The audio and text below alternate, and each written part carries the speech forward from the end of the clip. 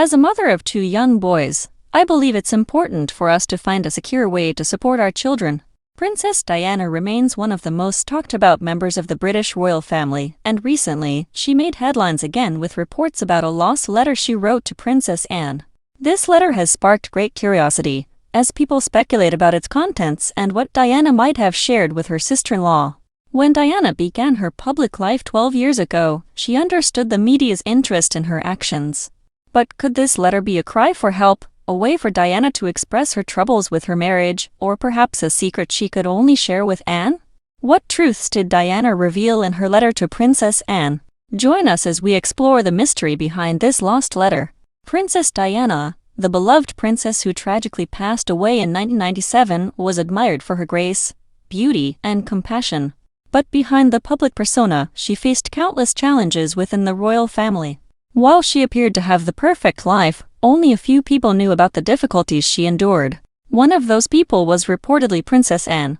Although their bond was not widely known, the discovery of Diana's lost letter reveals a deep, personal friendship built on mutual understanding. But what exactly did Diana write in this letter? Stay with us as we uncover its contents. The recent discovery of Princess Diana's letter to Princess Anne has captivated the public, with speculation and rumors swirling about its content. Some believe the letter may have discussed Camilla Parker Bowles, Prince Charles's former mistress and the woman Diana referred to as the third person in her marriage. Others think the letter might have contained a personal confession about Diana's struggles with depression or bulimia, and the emotional toll her husband's neglect took on her. Diana may have needed someone to confide in, someone within the palace who could offer her support. But it turns out these speculations were wrong. The letters were not about Camilla or Diana's personal health issues, but were, instead, intimate and heartfelt expressions of her innermost thoughts. Dating back to the 1980s and 1990s, these letters mark a time in Diana's life when she faced the pressures of royal duties, a troubled marriage, and deep loneliness. As her marriage deteriorated, Diana found writing to be a way to clear her mind and release her emotions.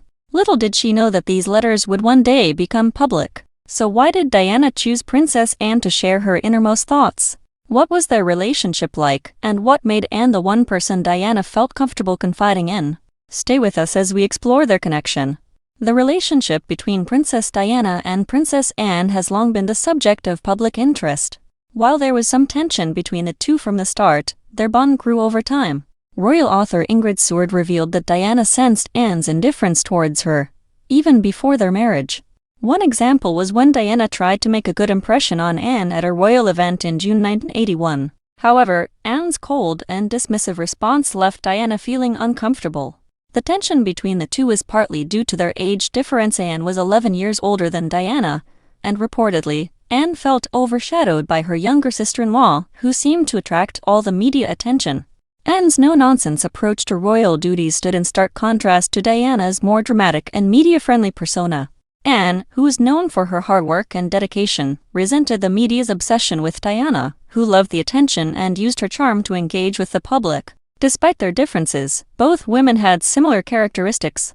They were both deeply committed to charitable work and public service, with Diana focusing on causes like AIDS awareness and landmine campaigns, and Anne championing health issues and children's welfare. Both women also experienced marital difficulties. Diana's marriage to Prince Charles ended in divorce, as did Anne's marriage to Captain Mark Phillips. Despite these challenges, both remained focused on their royal duties and responsibilities. But despite their similarities, Diana and Anne's relationship remained strained. The tensions deepened in the 1980s when Anne was passed over as godmother to both of Diana's children. Diana chose other people for the role, and Anne's frustration with this decision was evident when she refused to attend Prince Harry's christening in 1984.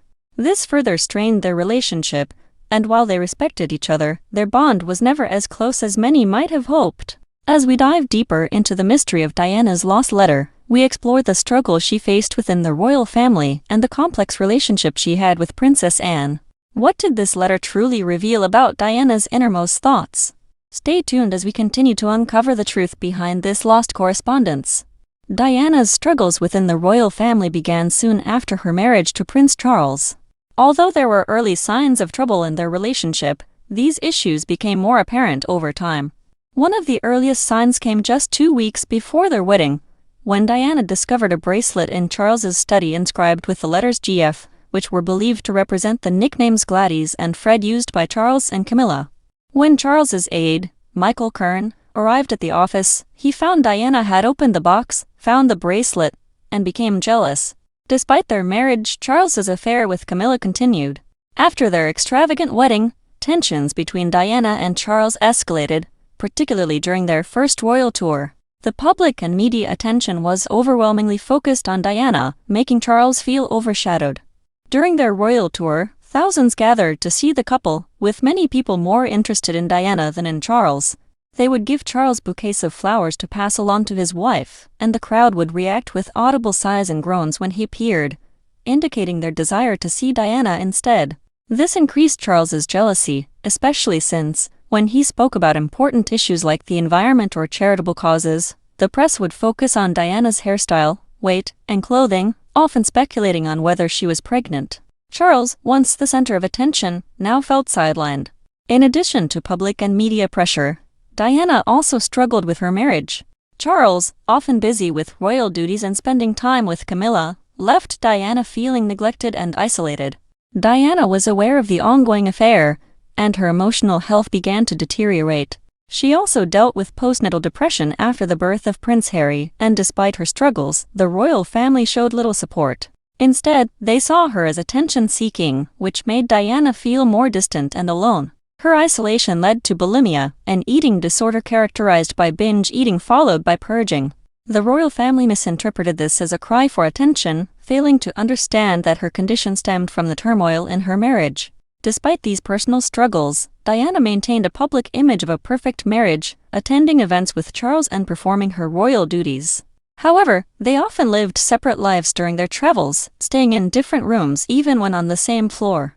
Diana, fearing the impact of divorce on her children, tried to make her marriage work, but Charles's focus remained on Camilla. This eventually led to the collapse of their marriage. Diana's dance teacher, Anne Allen, recalled moments when Diana broke down in tears during lessons, revealing her desperation to please Charles and her frustration over his infidelity. To cope with her emotional pain, Diana often turned to writing, pouring her feelings into handwritten letters. In 1984, just 10 days after Prince Harry's birth, she wrote an intimate letter to her parents' housekeeper, Violet Collison, expressing her gratitude for a gift and sharing how William adored his younger brother. Other letters, such as one written in 1981 to thank a couple for a wedding gift, revealed Diana's personal thoughts and struggles. In another letter, Diana confided in a close friend about her painful divorce from Charles, admitting that if she had known the hardships she would face, she never would have agreed to the divorce. Her letters, filled with raw emotion, also revealed her appreciation for the small gestures of kindness she received from others.